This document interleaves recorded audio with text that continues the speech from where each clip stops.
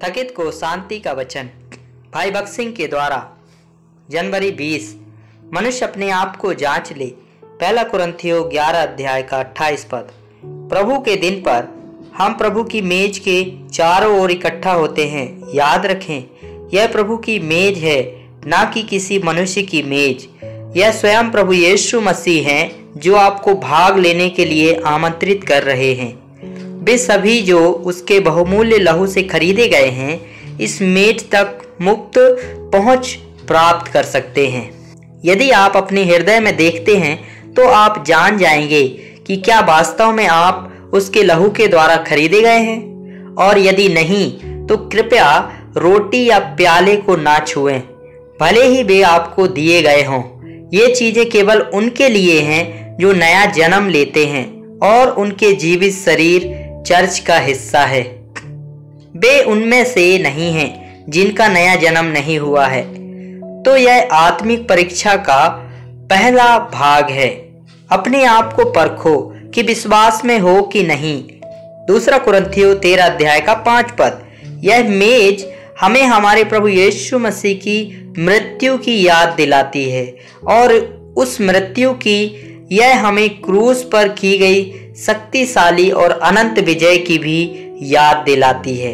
हमारा प्रभु चाहता है कि हम में से हर एक के पास विजय का जीवन हो, और उसने अपने तोड़े हुए शरीर में उसका हर प्रावधान किया है, और हमें प्रचुर मात्रा में जीवन का आनंद लेने के लिए अपना रक्त बहाया है।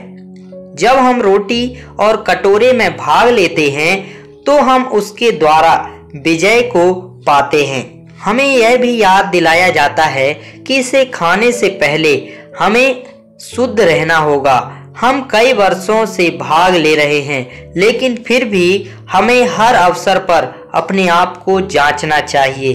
कहीं ऐसा ना हो कि हम अशुद्ध हों, कहीं ऐसा ना हो कि हम अयोग्य रूप से भाग ले, क्योंकि इसलिए जो कोई अनुचित रीति से प्रभु की रोटी खाए या उसके कटोरे में से पिए, वह प्रभु की देह और लहू का अपराधी ठहरेगा।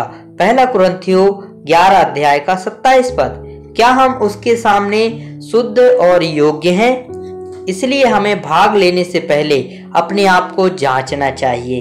क्या हम सब बातों में उसकी आज्ञा का पालन कर रहे हैं?